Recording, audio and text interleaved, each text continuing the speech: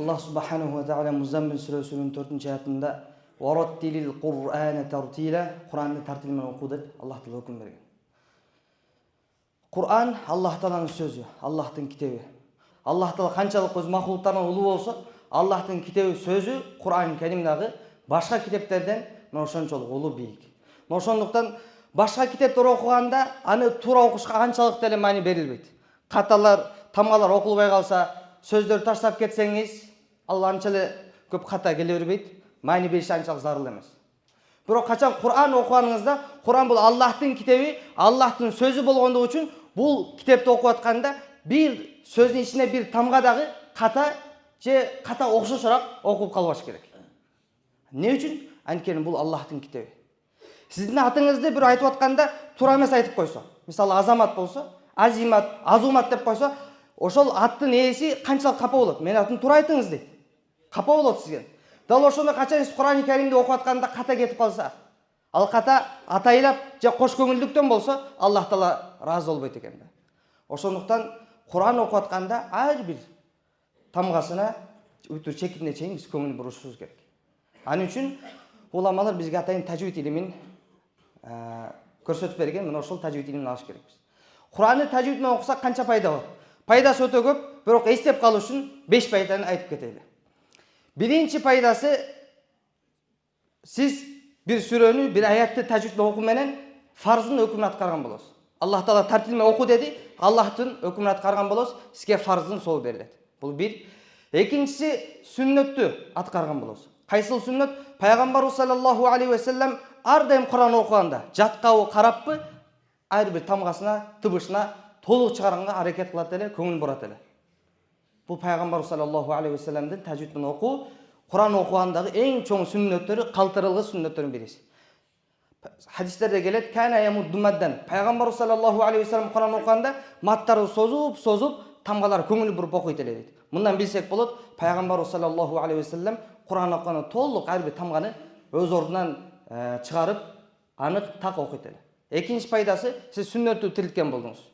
Үчүнчү пайдасы, Кур'анды тажвидсиз окуганга караганда, тажвидти окуган сообу көбүрөөк болот. Абдулла ибн Мас'уд радыйаллаху анху айткан: "Мага Бакара менен Али Имран сүрөсүн, ушул эки сүрөнү, бул эки сүрөнү бириктиргенде 70тен ашык бет болот. Мына ушул 70тен ашык бетти тажвидсиз окуганга караганда 5 катардан турган Иза Зулзилат жана 5 катардан турган Ал-Кур'ан сүрөсүн тажвид менен окуган жакшыраак деген.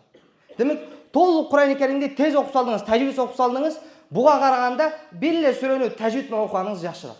Неге? Себеби тажвид менен окуганда көңүл буруу болот. Ал эми көңүл буруу Кур'ан окугандын негизги бир максаты.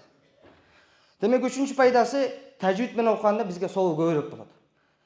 Бир тамга туура эмес чыкса, "Кул хуаллаху ахад" деш керек элеңиз, кулдун ордуна кул деп койсоңуз, анда кофтун сообу берилбей калат. Айры бир тамга 10 сооп берилген болсо, сиз качан кулду кул деп койсоңуз, анда кофтун ордуна каф чыгып туура эмес болуп калдыгы, анын сообу берилбей калат сизге. Мына ошондуктан төртүнчү пайдасы, биз туура окуу менен, жакшыраак окуу менен, тажвид менен окуу менен сообубуз көбүрөөк болот экен, аз болсо дагы. Ал эми төртүнчү пайдасы, канчалык шашпай окусаңыз, мына ошончолук карыларга, ошол Кур'ан жаттап аткандарга пайдалуу, жакшыраак бышат, бекем болот. Канча окугаңыз, тез окуп салдыңыз, тез 100 жолу окусаңыз, ага караганда 50 жолу же 20 жолу шашпай окуганыңыз жакшыраак, мына ошондо таасири бекемирээк болот, эсиңизде көбүрөөк калат да. Демек, төртүнчү пайдасы, биз тажвид менен ар бир тамганы шашпастан өз ордунан чыгаруу менен биздин ошол жаттап аткан сүрөбүз же жаттаган сүрөлөрүбүз эсибизден чыкпай, шашпайраак, жакшыраак сиңет. Бешинчи пайдасы, эң чоң пайдасы, кайсы адам Кур'анды тажвид менен окуп аткан болсо, ал Аллахты, Кур'анды жана Аллах жана Кур'ан ал адамды жакшы көргөн белгиси. Себеби Аллах жакшы көргөн, Кур'ан ал адамды жакшы көргөн адам гана Кур'ан окуп атканда зерикпестен, талыкпастан, тажабастан, кыйналбастан ар бир тамгасына үтүр чеките чейин көңүл буруп, чыкпаса кайра кайталап аракет кылат. Бул адамдар Кур'анды, Аллахты жана Аллах Кур'андагы бул адамдарды жакшы көргөн белгиси.